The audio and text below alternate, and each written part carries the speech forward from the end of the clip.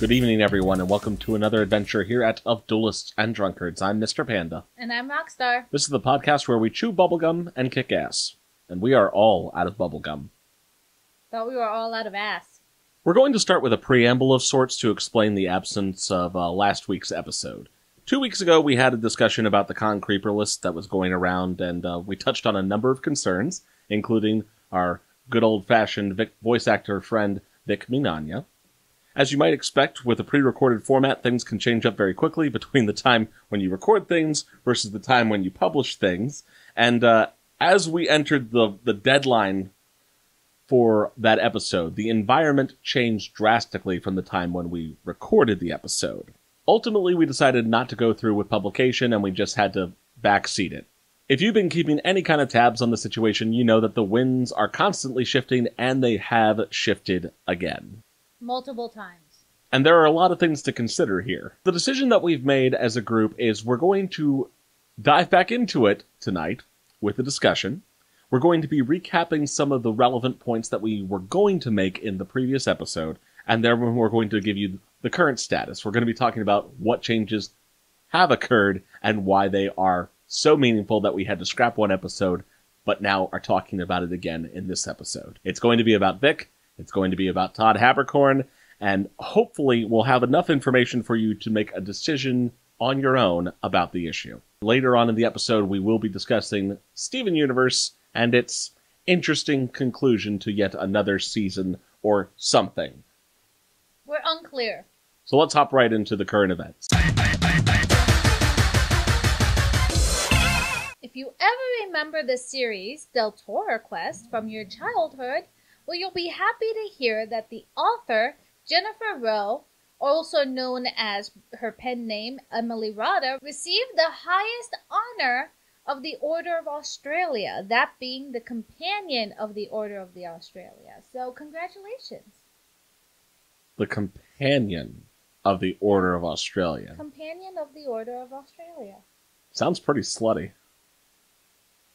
Are you suggesting she's a groupie or something? All I'm saying is companion can mean many things, and they don't have Doctor Who in Australia. They have upside-down Doctor Who.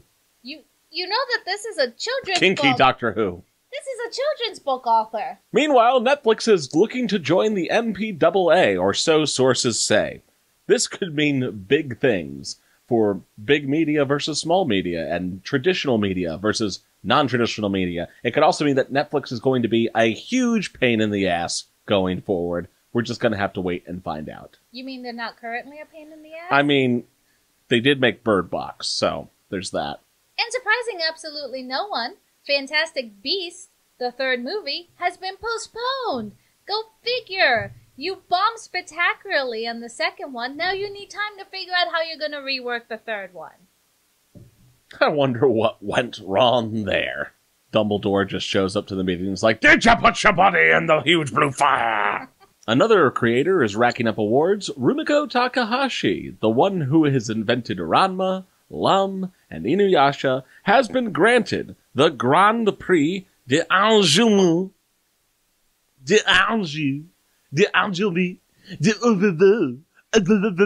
2019, a prize which allows her to be the marshal for the 2020 awards of the same oddly named ceremony. Just because it's French doesn't mean it's odd. This is kind of like the equivalent of a Lifetime Achievement Award, but with like more fancy trappings and French. I hope it comes with free baguettes and croissants. See, I can say that word correct. Croissant. Oh, are you impressed by my French, Sherry?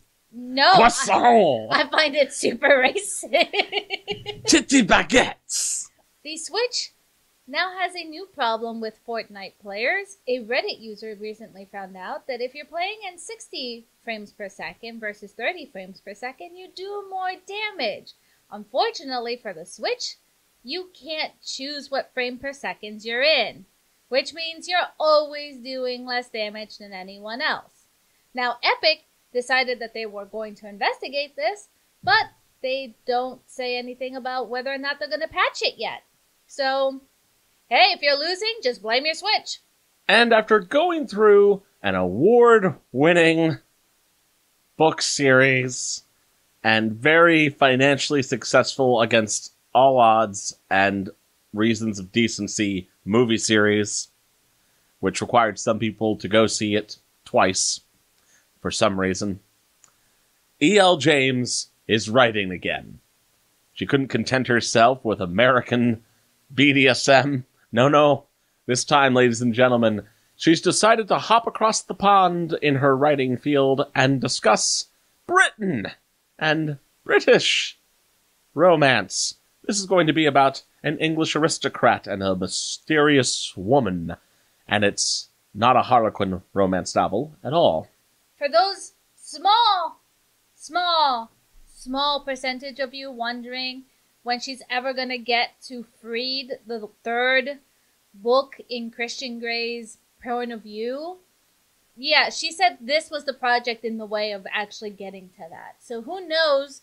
There hasn't been any word onto whether or not she's actually going to finish 50 Shades of Grey, or like if Stephanie Meyer, she's just going to leave it open-ended. Now listen here.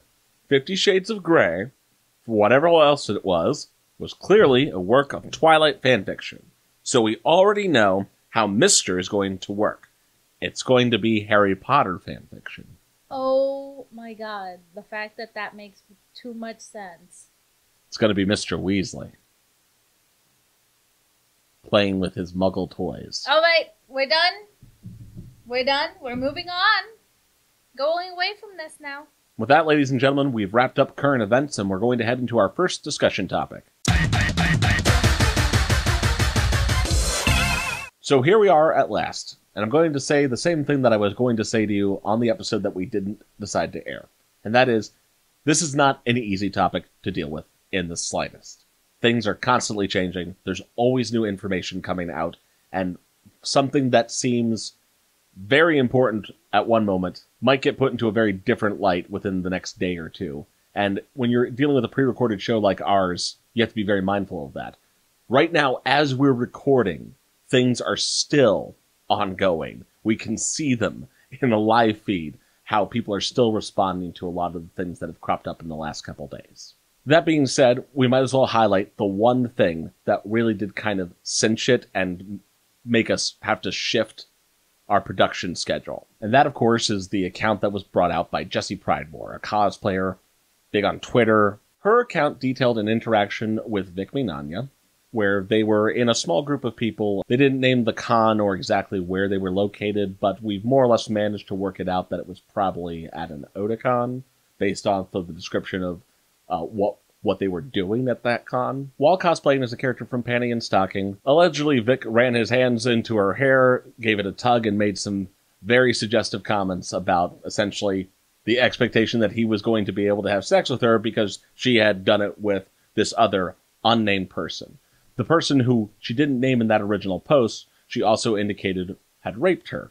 And that had led to this whole chain of events where Vic felt entitled to her body, etc. And when this story broke, it really did change everything. We're going to get to the details of exactly why, but you have to understand, when this story came out, we felt it was believable. There was enough there that we could potentially see it as accurate.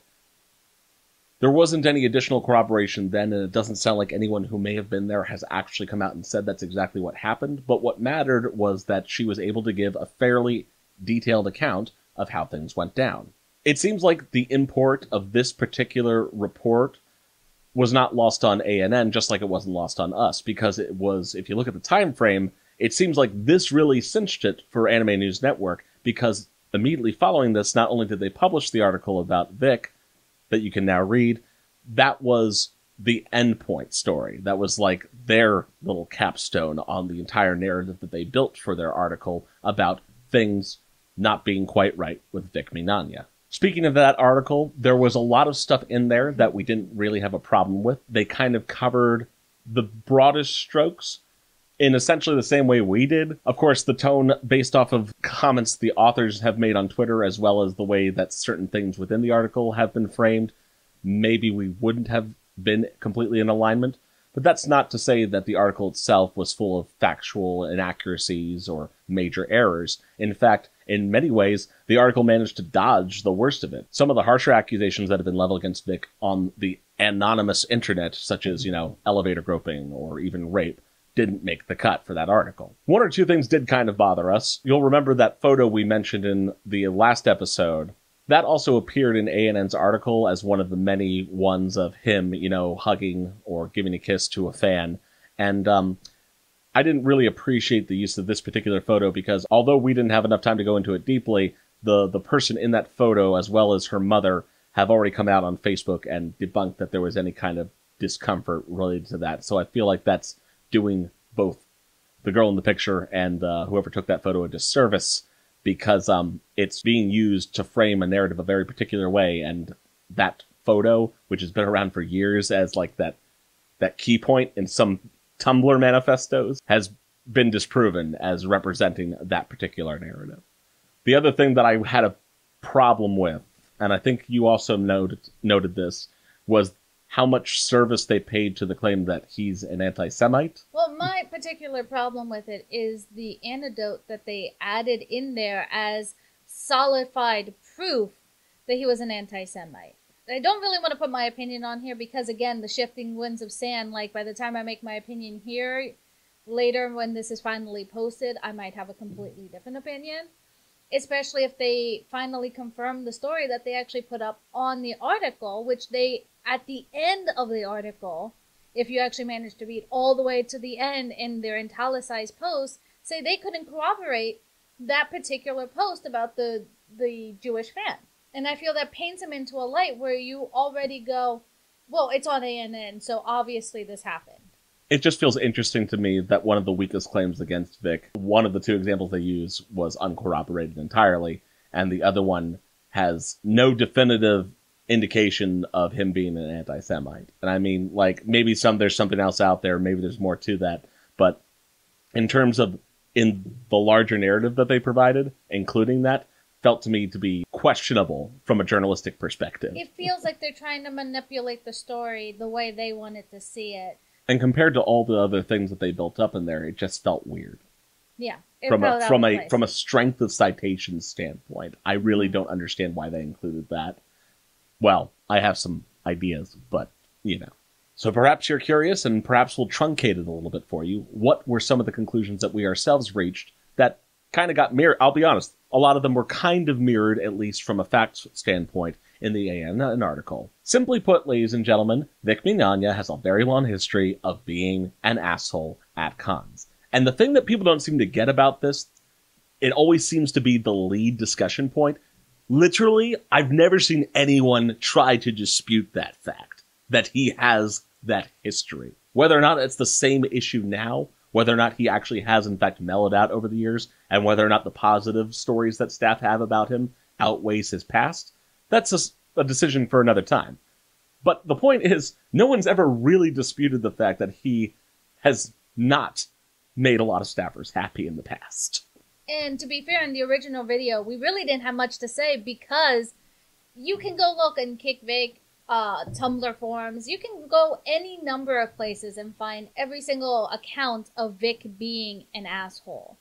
We don't have to spell that out for you. I think the only thing we might have brought up is sometimes cons are assholes too. It's worth noting that in some cases, at least, there are documented, back and forth. Like at Youmacon 2010, a lot of other voice actors on a discussion thread about it said, just how bad it was in terms of management and guest relations. The point is, it doesn't excuse him for being a diva. But it seems like a lot of people conflate the well-established, well-documented, and variously publicly corroborated accounts of Vic being an asshole to staff. Some people seem to think that somehow proves all other allegations against him. And you'll note that in the ANN article, they don't spend a lot of time on that. Both because it seems to be well-established and because, well, it doesn't really matter. Being an asshole doesn't turn you into anything else. There are a lot of assholes on the con circuit and elsewhere. I think the only other thing we elaborated on was the rumor that he would get banned from, he's banned from all these Texas cons, or he's banned from Otakon. The reason why you usually see somebody not come back to a con is either cons don't want a person back every few years, like I know some cons have that policy, and other times it's because, con staff do kind of rotate out, so by the time a new staff, new blood comes in, a lot of people were talking about Vic being banned from Texas cons, Vic being banned from Otakon. And then if you actually look at his history, he's actually been back there in most, what? Nothing. You want me to continue? Yeah. Okay. But if you actually look at his con history, Vic has been back to several of these cons that he was claimed to quote-unquote banned from. And why is that? Multiple reasons. Sometimes you don't see a convention guest go back to a con because that particular con wants, fresh blood every other year. So they take breaks on who comes to their con every other year. And a lot of times, too, it's because of staff. Staff kind of gets refreshed and it's new blood and they haven't dealt with this voice actor before. So they might not know the stories. And they invite the guest anyway. So bans kind of don't work like that in the con circuit. One of the other accusations labeled against Vic is that he's homophobic. At the end of our analysis, what we essentially concluded was that in the worst case scenario, based off of what evidence is available, what we might have here is an old Vic and a new Vic. And even if Vic at one point did have homophobic attitudes or was against gay marriage, time tends to change people. And if he did used to feel that way, he's definitely moved to the center from a social acceptance perspective, and it doesn't appear that anything connected to his religious background or to his previous attitudes on homosexuality ties into how things are affected on his current con circuit. We don't see any evidence of that. And I think he did himself a bit of a disservice by not explaining that I think the problem he has is more hentai related, regardless of orientation. I think he just feels uncomfortable signing anything Rule 34. And frankly, you know who also has a problem with this? Some manga-con. So that's a point we brought up. I'm not excusing any behavior if he did actually confront somebody in a very, very bad manner over their yaoi fan art. However, I do want to remind people that sometimes your porn, regardless of what kind it is, isn't going to be tolerated by voice actors, creators, etc. Which brings us to the final field of allegations, which is Vic being handsy, Vic kissing people without consent, Vic being all over the place in his enthusiasm to engage with his fans. I don't understand why some people keep circling back and chasing their tail in a circle on this issue. Because, yes, it's established, and really I don't think anyone's denied the fact that he hugs people and he kisses them, at least in the past. The point we kind of hit on the last episode you actually saw was that it comes down to a cultural question and to Vic's motivations. There's definitely an element of generational shift here, and I think at this point everyone agrees that because of a number of reasons, it's no longer really appropriate to be doing that. Things have changed. The con scene has changed. Yeah, we gotta stop hugging and kissing people without asking them first because several reasons. One of the little details that was in the deep dive that I feel is pertinent to this part of the conversation is the fact that I brought up, a lot of you guys may not remember what the con scene was like back in the old 2000s before, 2000s aren't old. And, it was the wild, wild west. I'm not saying this was, I'm definitely not nostalgic for the times of hug lines and paddles and glomping, but that's what it was. Everyone was kind of in everybody else's personal bubble without really giving a crap. And I think Vic might have felt a little bit more comfortable in hugging whoever he wanted and kissing whoever he wanted. Was it appropriate? No, not for anyone. Not for Vic, not for the people who were glomping, not for the people who were paddling. There's a reason why a lot of cons have it in their guidelines to respect one another and respect people in cosplay. And this also leads into kind of a cultural shift just in general outside of the con world, where millennials kind of already grew up with their parents and their grandparents being overly affectionate over too many hugs and stuff.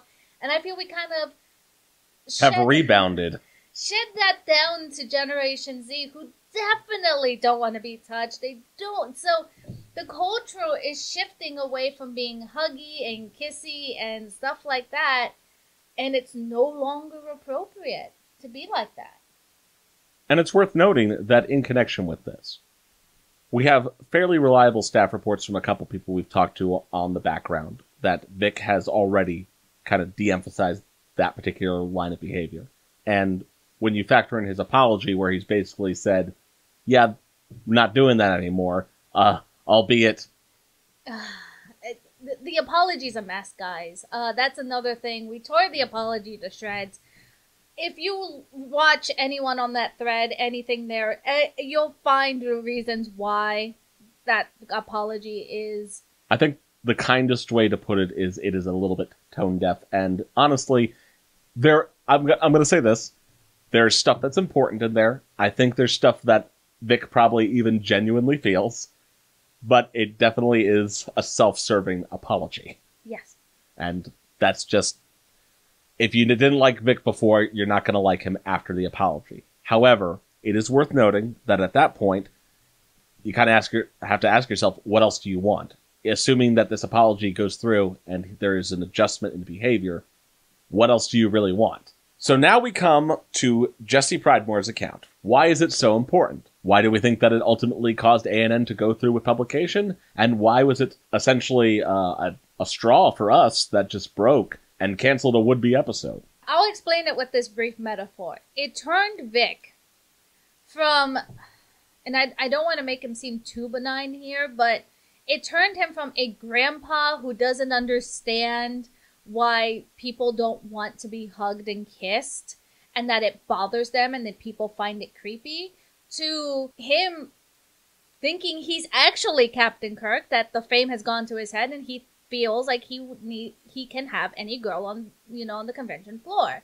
It turns his slightly benign but creepy and totally unwarranted actions to something that seemed like he was actually thinking in a manner of a sexual assaulter who could have possibly done more.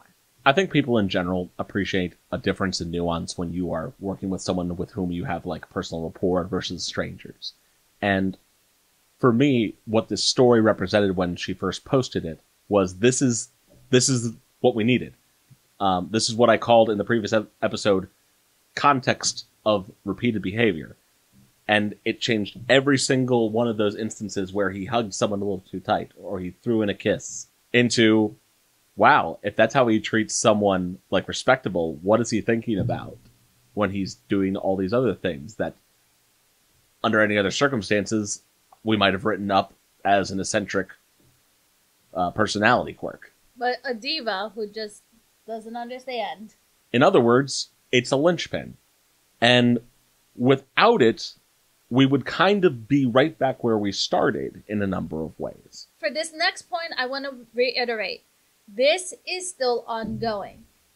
Facts are still unraveling as we were trying to lead up to this episode. So if we have some facts wrong or something comes up to clear up some conclusion by the time this comes actually out to YouTube, that's the reason why. We are trying to keep as updated as we possibly can.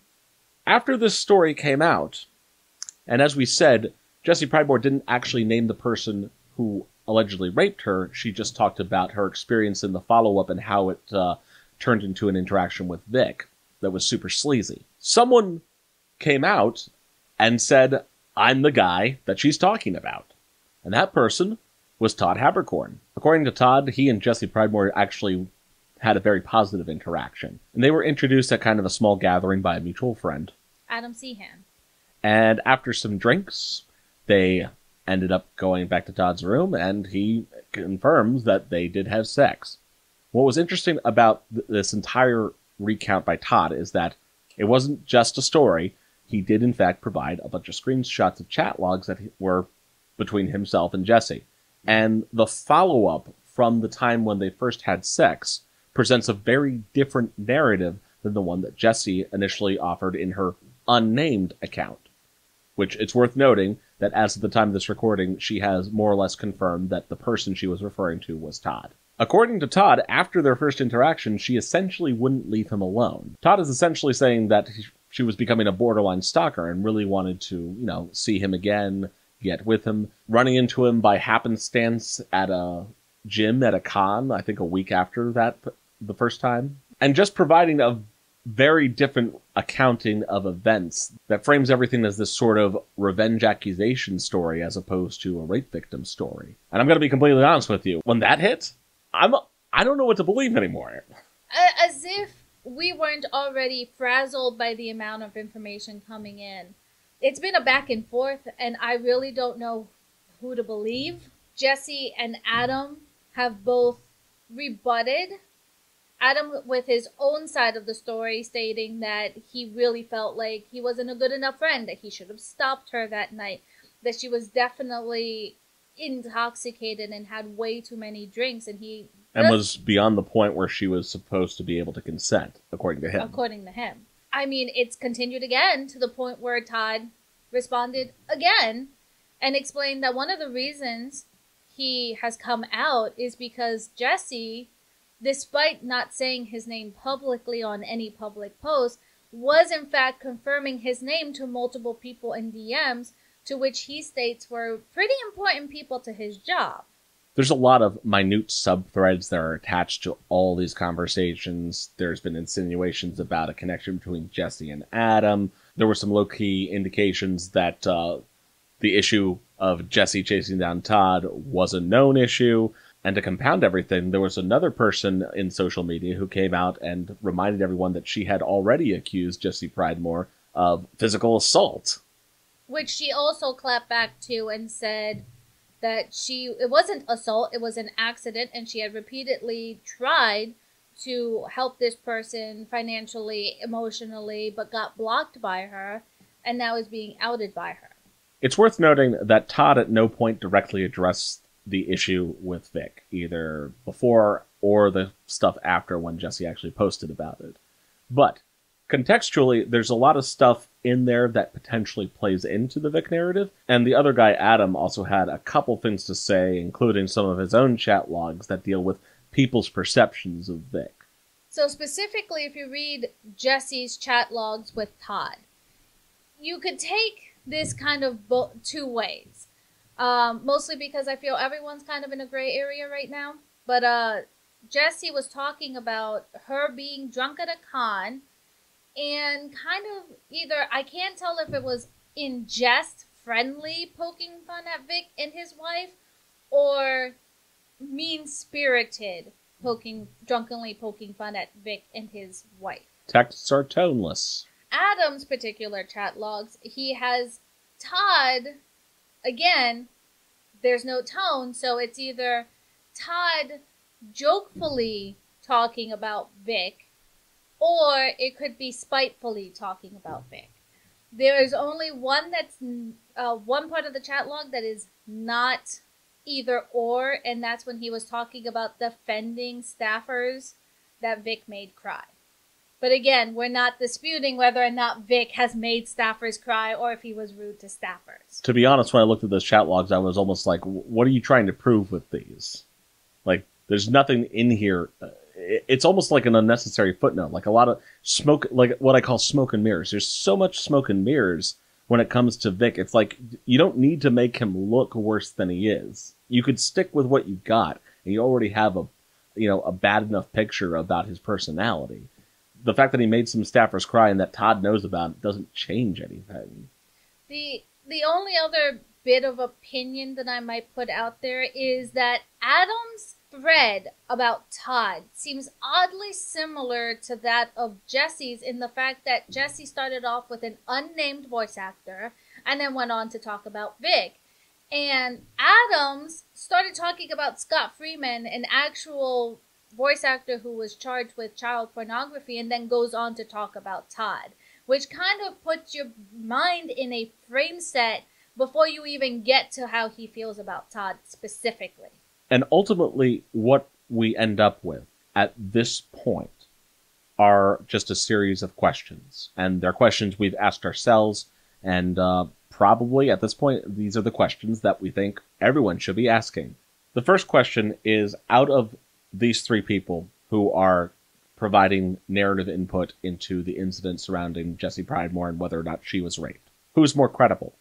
Does the information provided by any one of them outdo the others in terms of credibility? Is there such a gray area here that we can't provide enough credibility to a story to decide? The other question that we have to ask ourselves is if there's insufficient credibility for Jessie Pridemore's take on her story with Todd, which was just a pretty straightforward allegation in the original post she made. Is there any reason to believe, then, that her story about Vic isn't credible? And if the credibility of that story is called into doubt, does that put us right back to the conclusion that we were originally going to roll with? I feel that at the moment, with things still ongoing, constant response from all three of them going back and forth about this issue, I can't put one person's credibility over the other. They're all in a gray area. I don't know what's the truth. The waters kind of have been muddy from slings from both sides. So in that area, I'm not really going to make a judgment call. However, the one thing I do want to make sure that everyone knows is important is that the credibility of the people who came out before in the Kick Vic, in very old threads that I actually managed to find in my deep dive, in my rabbit hole, all the way from like Tumblrs to 4chan posts and etc. Anyone who is in those places credible, those don't lose meaning for me. They still have their own voice. We should remember that Vic shouldn't be hugging and kissing people without their consent. At the end of the day, if you don't want to hug and a kiss, you shouldn't have to deal with somebody coming up and randomly hugging and kissing you.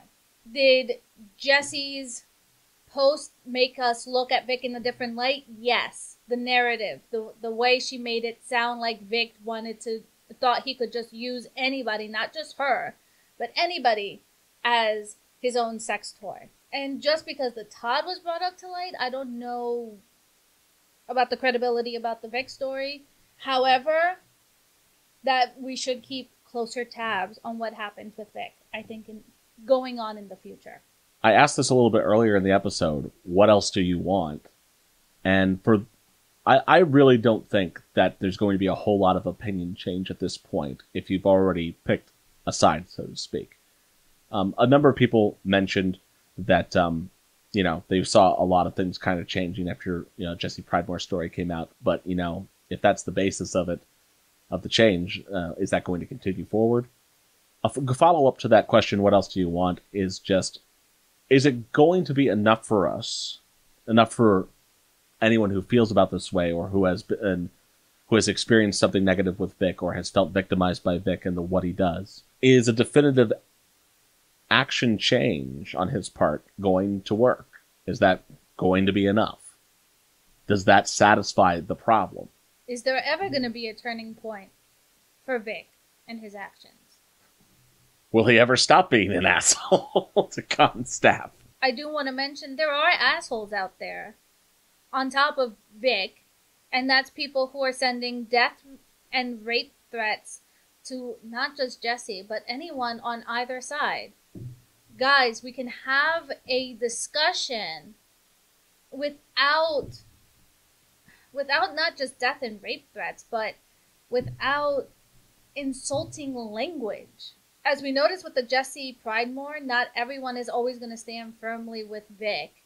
Eventually stuff will come out because the truth will come out and people will change their minds. You just got to give them their space to do so. And by insulting them, you're not really helping your case, no matter whose side you're on. At the end of the day, it's all up to you. That's the best we can do so far. And hopefully we won't have to make another episode about it anytime soon.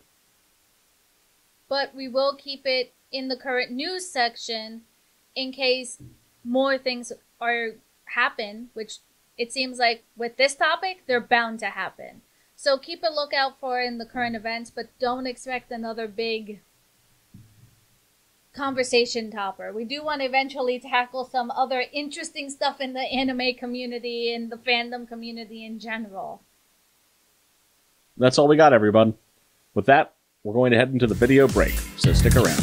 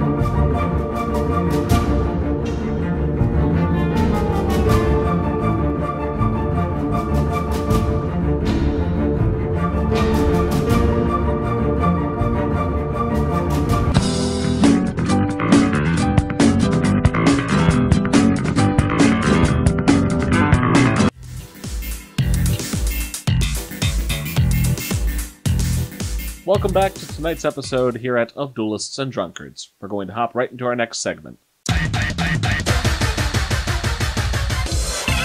You'll be pleased to know it's not soda. But what we are going to try is a beverage, a non-carbonated soft drink called Caprico, strawberry flavored. It's like a milk base something or other that we picked up a couple weeks back and finally are going to be able to try. We also have Cheetos that I just got from my friend in Japan, along with some other goodies that we'll probably demonstrate for you later on. I actually don't know what this is, but it looks like tonkatsu ramen or something.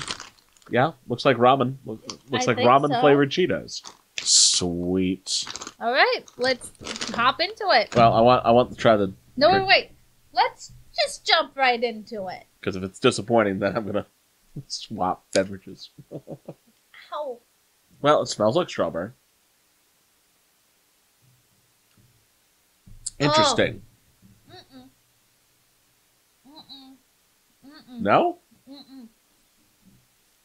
Mm-mm. Okay, so if you're in strawberry milk... This does not taste like strawberry milk. I'm asking if you've had strawberry milk. Yes, I love strawberry milk. This tastes like a strawberry yoo-hoo. Ew, I hate strawberry yoo-hoos. They're too strong. Wait, are those a thing?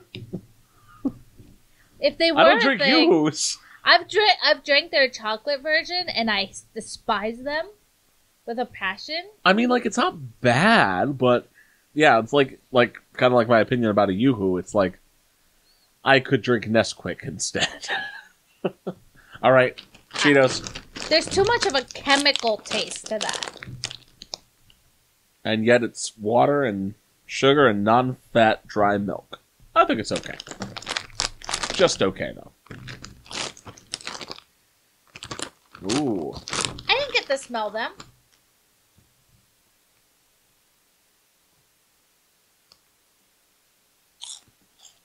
Lemon, beef. I have no idea what else is in that. Do you suppose there's something in this? I'm kidding, it's fine. I'm gonna blame you if there is. I could eat on these all day. They're quite tasty. Well, Japan, give us your snacks. There's a slight beefy taste, but there's like something else in there that I can't quite place.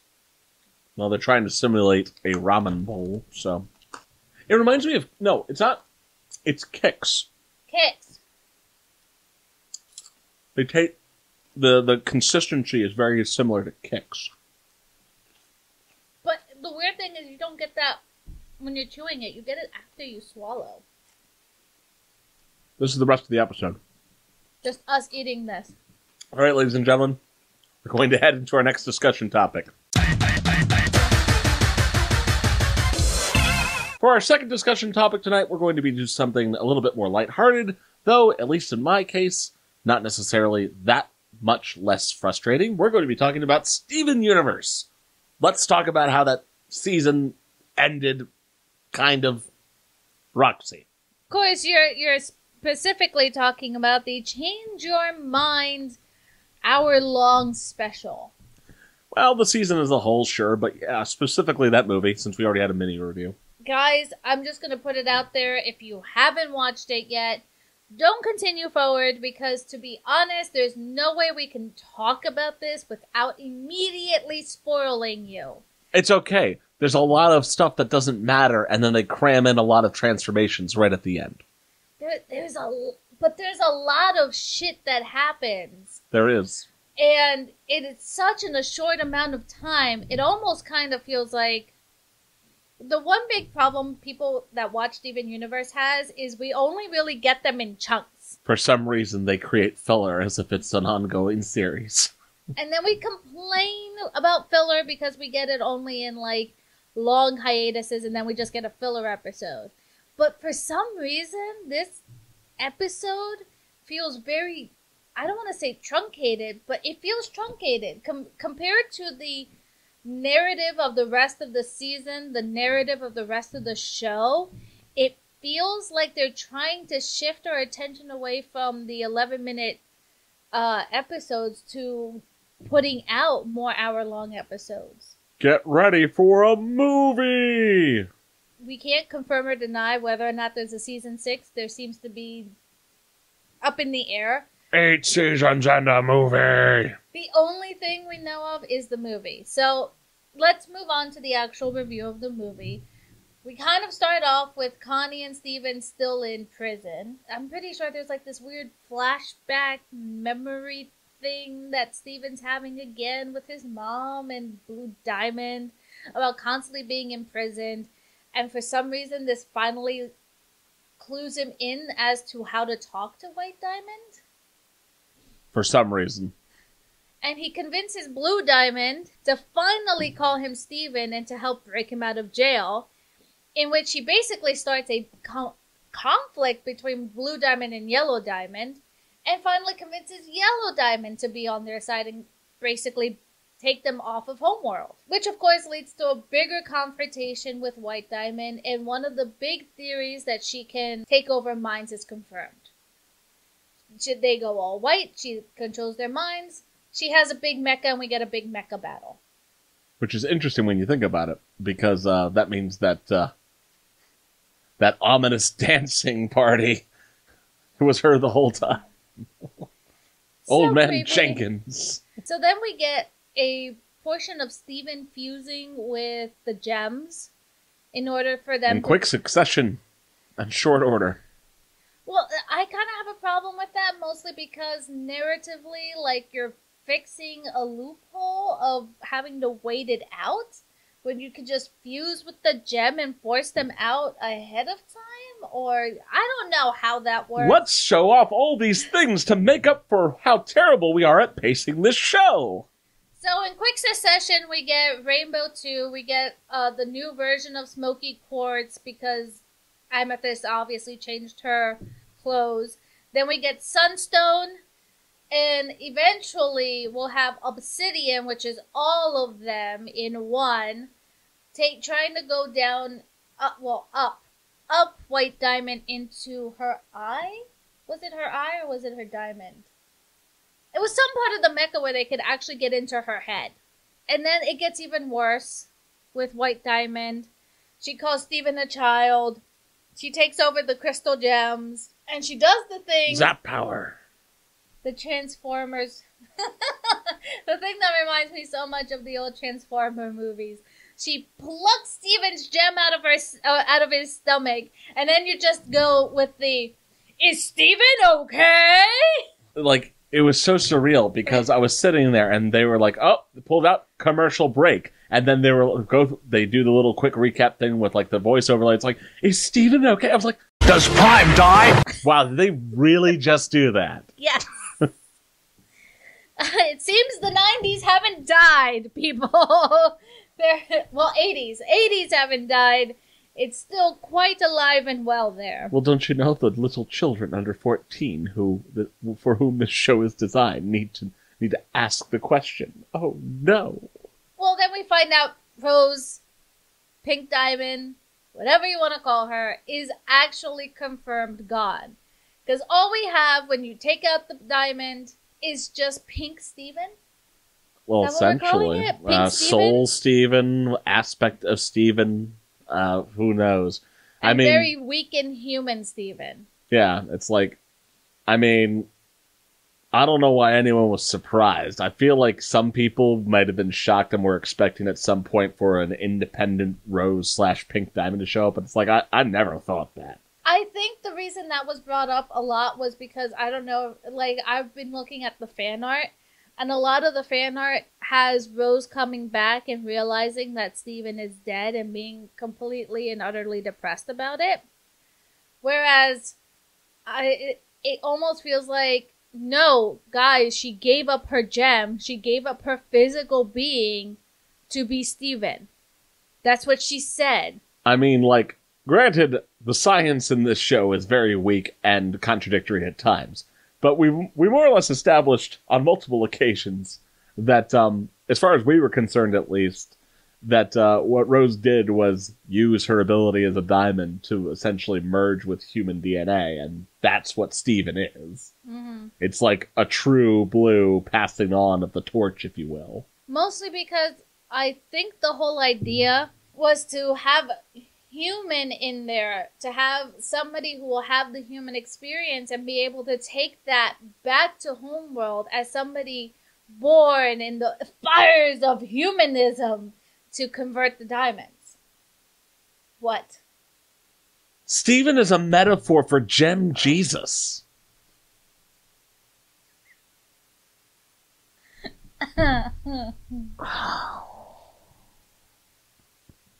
It's okay. Are you going to do a panel all on Jesus references in all of our fandom? No, think about it for a second. I'm actually really bothered by this. He died for your gem sins? The strokes of iconography and Western civilization forming particular types of narratives that are recognizable across the years. Yeah, so it's like, oh yeah, the God figure comes down and imbues itself into the mortal, and the mortal is now the son of God. I mean, she was effectively the god of Earth. Well, yeah, but that's... Okay, so moving on. A lot of things happen very quickly from here on in the movie, where White Diamond sees her flaws. She allows everybody Which just doesn't make sense at all. I'm not responding to whether or not it makes sense. Oh, you're not responding to whether or not the ending makes any sense whatsoever? I'm quite uncertain as to what the flaw was, other than feeling embarrassed at the fact that she was wrong about who Steven was. And oh no! I misinterpreted how things go with Pink Diamond's legacy, because I know nothing, nor should I have any reason to know anything about human anatomy or the merger of species. How embarrassing. I guess I will stop being a tyrant. Well, I was going to say, there was only one other thing, and it was not just the fact that she didn't understand what Steven was or what Pink Diamond had become, but the fact that she's not perfect either. She can show emotion. Yeah, but I definitely feel like they already covered that. Well, like, everyone was retroactively thinking about, child. We used to be a happy little family. Well, the fact that she's acting like a child, and Steven's the one who pointed out to it, it's like, you're the one pounding your hands on the ground and saying I'm somebody else when I'm not. Yes, and when you tell someone they act like a child, they totally change their ways and revert from being an intergalactic tyrant. Hence why I said this movie feels rushed. Yeah, you could... that's a word! That's a word! I expected a longer dialogue with White Diamond. Yeah, we get to see, like, what her powers do, but I don't feel we really got that change in her. It was rushed. It wasn't well explained We didn't get any flaw was. Even if we were to accept that, we have no... You know what really makes it weird? We have literally no understanding of her motivations as a character whatsoever. No, we literally don't know who perfect. White Diamond is. Well, what changed then? I don't think that Pink's disappearance / death really changed anything, because you kind of got the impression that she was like a hard ass bitch before Pink disappeared. Right. So what changed? Like, what are her motivations? Why was she a tyrant? Why did she need everything perfect? I don't get it. I'll tell you what, though. It's like, I said this several seasons ago. You'll remember. And I was like, I have so many good predictions about this show. I've said that the biggest problem with Steven Universe was that if they really wanted to, like, progress the show sensibly across, the sci-fi arc, if you will, there would need to be some kind of third species intervention, because this dates all the way back to the cluster. Yep. Why are they making the cluster? The cluster actually does not make any sense with the current information that we have about this universe. Unless there was a bigger war that the gems were fighting at the time with somebody else. To which we have been given no hint whatsoever, no indication. The Gem Society in decline thing, but there's other reasons for that. It's because they were warring with themselves. And not only that, but they also mention about Era 2 not having enough resources to make their gems as powerful, So why are they lacking in resource? That was never really an explanation given to us as to why that happened. There's so many interesting little threads you can chase down in the Steven Universe. And then Rebecca Sugar is like, oh no, I'd much rather do this. I'd much rather do this, just like I would much rather make entire episodes about these random characters in Beach City who have no bearing on the plot whatsoever. You do realize Rebecca Sugar is rarely writing on the show, right? Yeah, well, it's still her show, so I'm blaming her because I didn't say it was her fault. I said I'm blaming her. That being said, it looks like your conclusion might be right about the movie, and we might be getting a third antagonist. Finally, Onion will reveal himself. That being said, there's more that happens in the movie. So, apparently, we're just going to accept that White is going to redeem herself. And they all go down to Earth. I don't know. They start integrating themselves into human culture. And she heals with the rest of the diamonds in pink. They heal all the corrupted gems, including Jasper, who's really confused about what the hell is going on. And no one can blame her. Hey guys, did you forget about giant super weapon in the core of the planet? Oh yeah, it'll just stay there in its own little bubble. We don't have to worry about it. I didn't hate the special. It just felt rushed, which is a big problem I have with it. But other than that, I actually enjoyed myself. I mean, it was nice having a lot of content to watch, though the end effect was very underwhelming. I'm hoping that there is a season 6 to kind of... Because a lot of people felt this was tying loose ends. I'm like, it didn't tie up all the loose ends. I still don't understand White's motivations about anything. Better yet.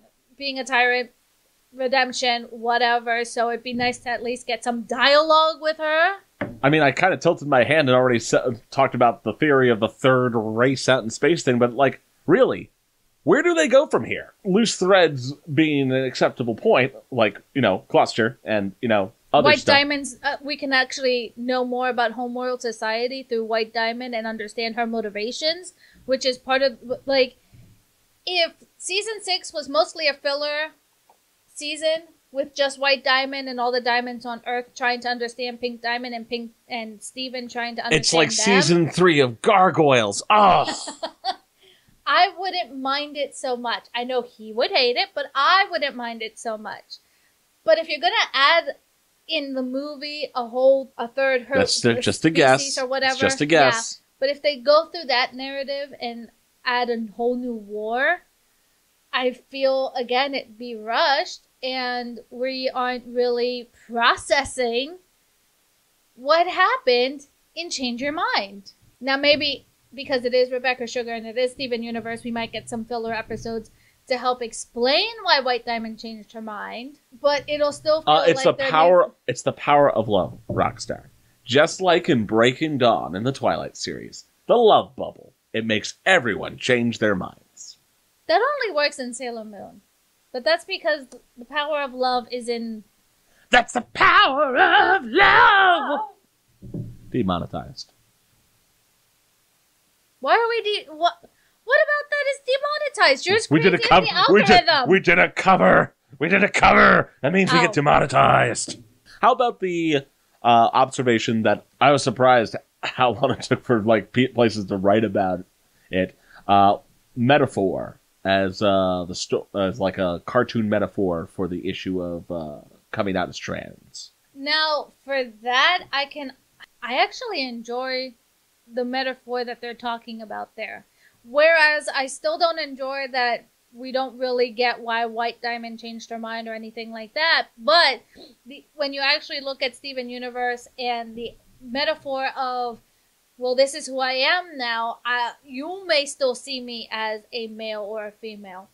But I am no longer that gender. I am who I am, and this is how I feel comfortable. I felt like that metaphor perfectly is put into the Steven Universe in that scene.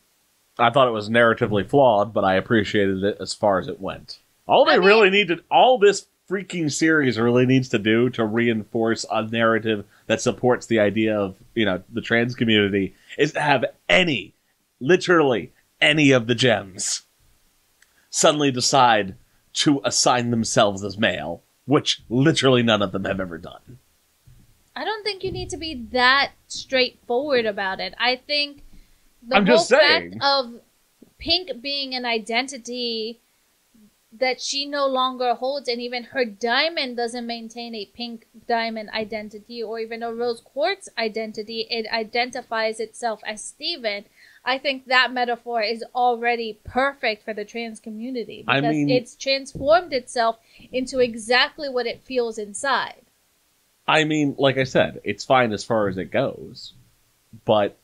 I mean, the only flawed issue I have with it is I don't know how easy or not easy it is because I am not part of the community, but I don't know how easy or not easy it is to make parents understand the trans community, and I don't think White Diamond's view on it what would actually happen in real life. Mostly because I feel that White Diamond accepts it a little too easily. Now, I'm not saying that parents won't accept easily that you've changed, but she does kind of have this tantrum, and it's not really explained why she eventually just changes her mind. It's called plot convenience. Now, it's great that parents in real life of transgendered, people do eventually change their minds, or hopefully don't even need to go through a change their mind perspective and just accept their child for who they are, regardless of gender or sexual orientation. But that part, I can see the conflict part meshing with the trans metaphor, but the acceptance of it, I'm not so sure. Because that was muddied narrative to begin with, let alone adding a metaphor on top of it. Well, I was talking about the world science, but that's just me. That's a nitpick on my part. I'm the issue of merger, birth, rebirth, whatever. Okay. Well, the problem is with the lore is already so muddied. Yeah. I don't even think people who work on the lore of Steven Universe know what the hell they're doing at this point. We've gone over this a couple different times, and I've addressed it hyperbolically a number of ways. And it's just something about the whole issue of an entire mega species that assigns itself female by choice. And that seemed like a very convenient vehicle to address the issue, and they never do it. But the problem for me is... A species, by the way, which literally has no basis to understand the concept of gender, but I'm getting off track. That was about to be my point of contention. The point of contention I have is these gems are female when it's convenient to a narrative and non-binary when it's convenient to a narrative. So to be fair, while they use she pronouns, a lot of the time it depends on what narrative you're trying to push, what their gender may or may not be. So that's why I kind of have a problem with that issue, is because, well, if we're talking about characters being gay, the she one gets pushed around a lot because now they're lesbians. But if we're talking about this being an inclusive world, they talk about the gems being non-binary. But that's another discussion for a different day, I guess. It almost feels like it's a controversial point to hold because, unfortunately, if anyone knows anything about the Steven Universe fandom, you know that it gets really toxic. But back to Change Your Mind, it was alright. I thought it was fine. There was definitely something to be said about how quickly they truncated everything. It felt like there was stuff that they spent a lot of time on earlier in this season that they didn't have to. They probably... I mean, let's clock in the time here. How many equivalent episodes have they actually spent on Homeworld at this point for this arc? Before this movie cut, there was 2 episodes that they've been on Homeworld? I'm losing track, honestly. I swear it's been more than 2 episodes. We had we had the episode where they merged. I'm going back in order. Okay. They had the episode where they merged and got thrown in the dungeon, which is right before Change Your Mind. So then you have the episode where they're planning the ball in which they merge. So then we have the other episode before that where we first meet White Diamond. Yeah, and that's right at the tail end. So then... So really, it's just been, like, I wouldn't even count that. So it's been 2 plus the movie. The 2.5 movie. 2.5. Which is the equivalent... Okay, yeah. Well, which is the equivalent of about 4 episodes, right?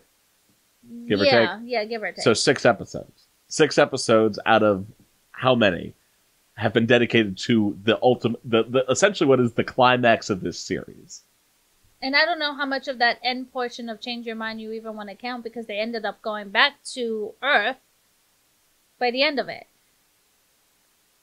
So one thing that I need to see is a lot of times I don't judge Steven Universe's timeline because, one, by the time we watch it, there's so many hiatuses, it kind of feels like, oh my god, I waited that whole hiatus for filler. And so I go back and watch it in context, and it feels a lot better and it feels a lot smoother. I haven't done that yet for this particular movie, but I'm kind of getting the feeling that I'm still going to feel that same way because it still feels very truncated.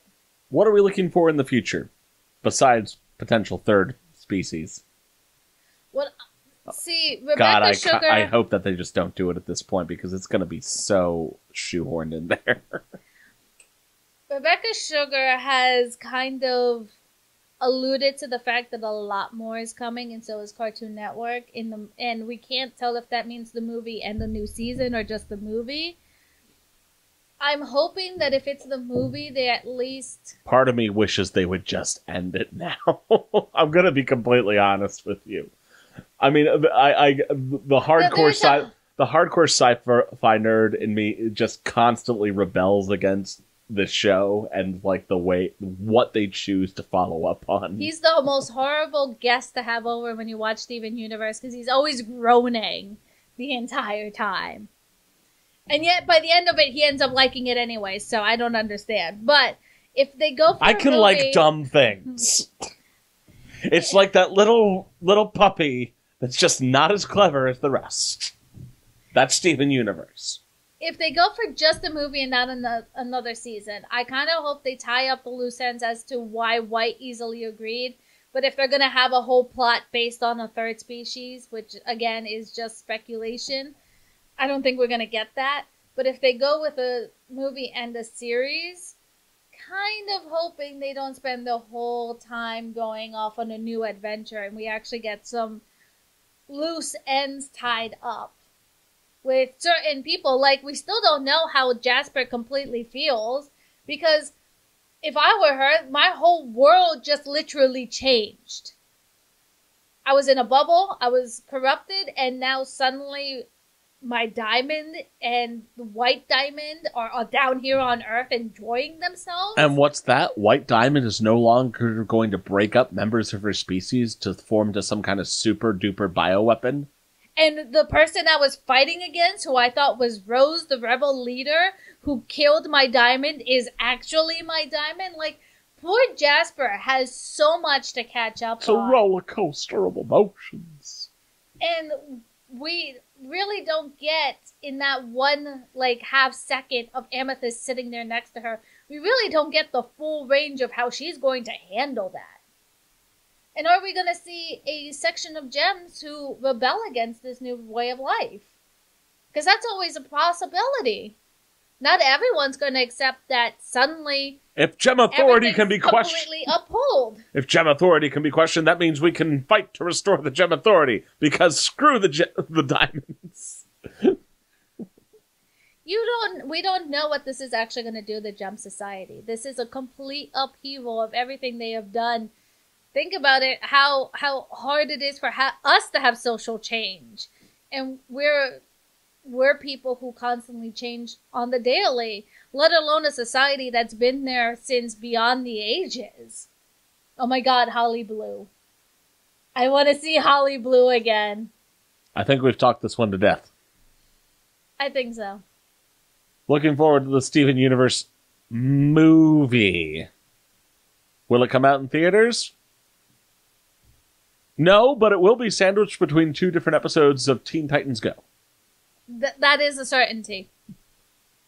With that, ladies and gentlemen, we head into our final segment tonight.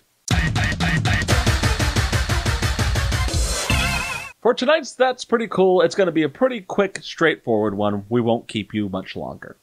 I'm going to talk about the influence of Disney on the world of anime. A lot of people out there, a lot of commentators, and even some of my contemporaries, people who are in the fandom studies and, write articles and books and whatever, have commented and made sort of this distinction.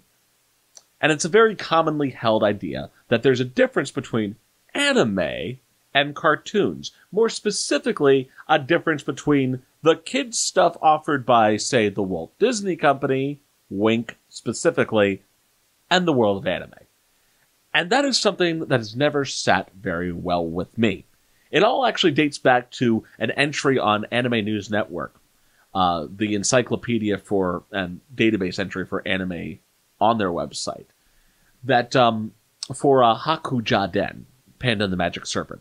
Now, if you've been to my This Is Otakunin panel, you know that I feel that in terms of categorizing what I consider to be anime, Hakuja-den is at the origin point. That's the first anime, if you will. And the description on the website for Hakuja-den has this almost backhanded compliment about the style that Hakuja-den uses, and says, it's very Disney in tone. And that always stuck out to me as this kind of weird thing to say, because I feel like by saying that, by implying that anime as a whole doesn't have something owed to the Walt Disney Company, to Walt Disney himself and the style they use, is using horse blinders. Let's just take a look at what we're dealing with here. First of all, Hakuja-den is, as I said, for me at least, the first anime, and it represents a lot more than just some random definition that I purport as a fan historian.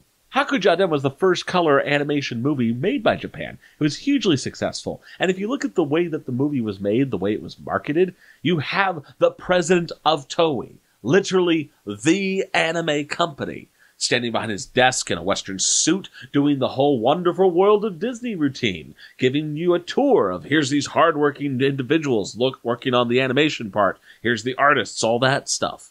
So yeah, of course it was Disney in tone. Walt Disney was, and in many ways still is, the standard of grade A animation. It's the reason they're still putting out movies and making hundreds of millions of dollars.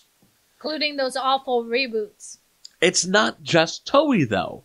Lots of people like to point to Osamu Tezuka as, the god of manga and kind of the father of the modern anime industry in a number of ways from an artistic standpoint. Now, there's a lot to be said about his influences. For example, you could look at Tetsuwan Atom and be like, yeah, I like those Popeye arms. And yeah, Tezuka watched all kinds of stuff when he was much younger in Japan, when they were allowing Western media kind of work their way in there, and also after the war. And sure, Popeye factors into that, Max Fleischer's stuff factors into that, but Walt Disney takes a huge part of that influence. And if you don't believe me, look at the eyes of every character Osamu Tezuka ever designed. You don't believe me still? Look at Osamu Tezuka's own words. Osamu Tezuka admired Walt Disney so heavily that, at least according to him, he went out of his way to track down and meet Walt Disney. And by his account, Walt Disney said, when he found out that Tezuka was the maker of Astro Boy, he said, "Oh yes, I've seen that. I would love to make a show just like that one day." Lots of people like to make scathing comments about Walt Disney and, the Lion King, and there is an unusual amount of similarity between, Jungle Taite, Kimba the White Lion, and Simba, who was probably going to be white in the original concept art. That being said, I think that Tezuka would probably be flattered that the Walt Disney Company finally decided to make something that he had a hand in. So, there's that. What it comes down to, ladies and gentlemen, is that we should never get so far ahead of ourselves in appreciating anime that we can ignore and exclude other forms of animation. There are a number of reasons why anime is its own category, why there are production differences, there's historical differences, there's cultural differences in how it's presented, how it's made. And a lot of that is in flux, it's changing, and I talk about that in a number of different panels. However, there is nothing about the modern anime industry in its foundation that doesn't owe something to the Walt Disney Company, and it doesn't take a magnifying glass to find it. If you take a look, you'll see just a whole lot of things that stick out, especially in the early years of the anime industry, that scream about Walt Disney. Something you shouldn't forget. And that, I think, is pretty cool. But with that, ladies and gentlemen, we've reached the end of our time here tonight. We'd like to thank you for sticking around through the hard-hitting questions and the soft ones. Just remember that this is the podcast where there are not any duelists, but there are plenty of drunkards. Goodbye!